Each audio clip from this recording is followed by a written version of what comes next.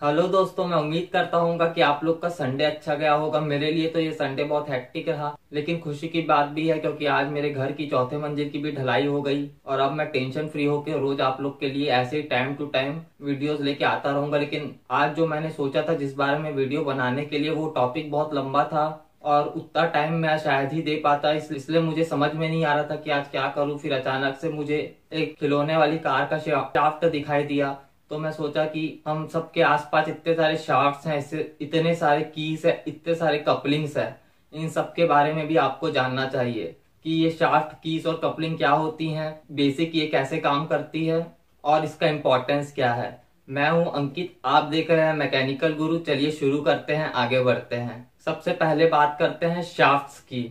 Shaft एक basically rotating machine element है जिसका सर्कुलर क्रॉस सेक्शन होता है और यह शाफ्ट सपोर्ट करता है बहुत सारे ट्रांसमिशन इक्विपमेंट जैसे कि गियर्स को, पुलिस को, कीज को, स्प्रॉकेट्स को, और साथ ही साथ यह शाफ्ट पावर को ट्रांसमिट करने का भी काम करता है। आप कई तरह के शाफ्ट्स के नाम सुने होंगे, एक्सल, स्पिंडल, काउंटर शाफ्ट।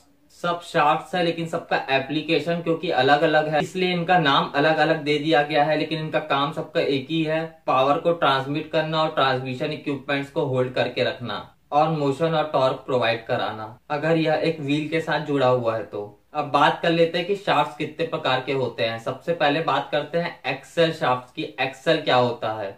जिस भी शाफ्ट में व्हील कनेक्ट होगा उस शाफ्ट को हम एक्सल बोलते हैं, चाहे वो ट्रक का व्हील हो, चाहे वो कोई खिलौने की कार का व्हील हो।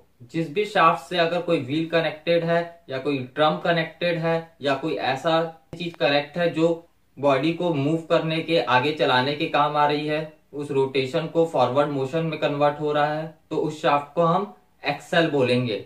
और यह व्हील और ड्रम हाउसिंग में फिट किए जाते हैं बियरिंग्स की मदद से।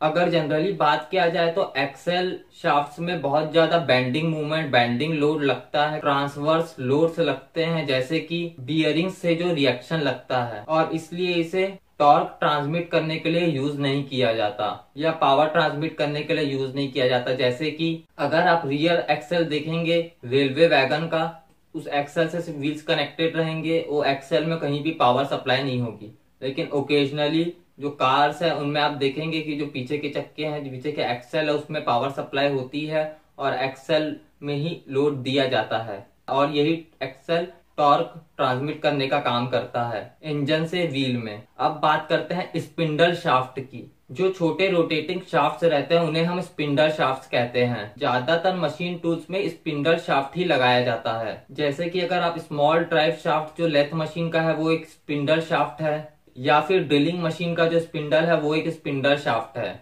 अब बात कर लेते हैं काउंटर शाफ्ट के बारे में। Counter shaft mainly secondary shaft होता है जो कि एक मेन शाफ्ट के थ्रू ड्राइव होता है और जिससे कि पावर सप्लाई किए जाता है किसी मशीन कंपोनेंट में। यानी कि अगर किसी मशीन कंपोनेंट में आपको पावर सप्लाई करना है किसी शाफ्ट के थ्रू और वो शाफ्ट किसी मेन शाफ्ट से पावर लेगा, तो जो शाफ्ट जो मशीन से कनेक्ट रहेगा वो एक काउंटर शाफ्ट कहलाएगा। अब बात कर लेते हैं इनलाइन शाफ्ट। एक लाइन शाफ्ट में बहुत सारे शाफ्ट जुड़े रहते हैं एक लाइन में एक कपलिंग की मदद से। कभी कभी इन अलग अलग शाफ्ट में अलग अलग पुली लगाई जाती है जो कि अलग अलग मशीन कंपोनेंट को पावर ट्रांसमिट करने का काम करती है।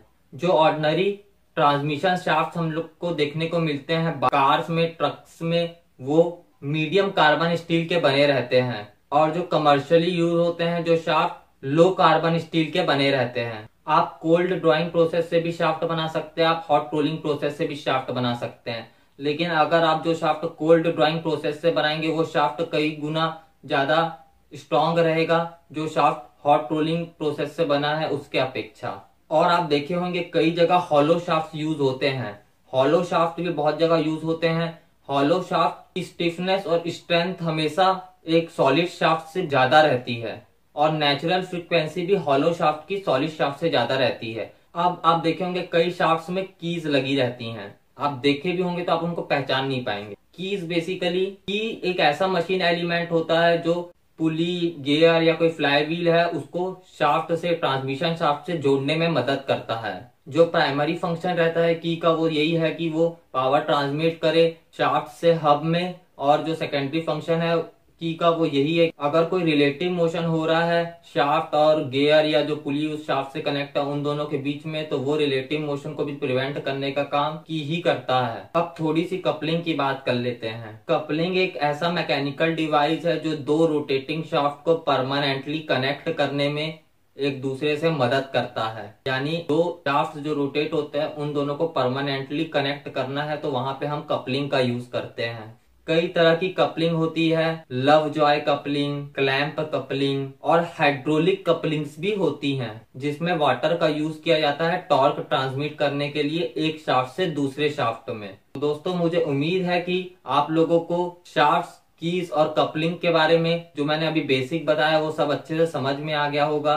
और अगर आपको अब कभी शाफ्ट की या कोई कपलिंग दिखेगी तो आप उसे देख के पहचान जाएंगे और वो कैसे काम करता है ये भी बता पाएंगे। मेरा नाम है अंकित, आप देख रहे हैं मैकेनिकल गुरु। अगर आपको अच्छा लगा मेरा चैनल तो लाइक कीजिए, शेयर कीजिए, सब्सक्राइब कीजिए और अगर कुछ क्वेरीज है तो नीचे कमेंट्स में जरूर पूछिए, क्योंकि मैं आपके लिए रोज ऐसे अच्छे अच्छे वीडियोस लेके आता रहता हूँ। जय हिंद, वंदे मातरम।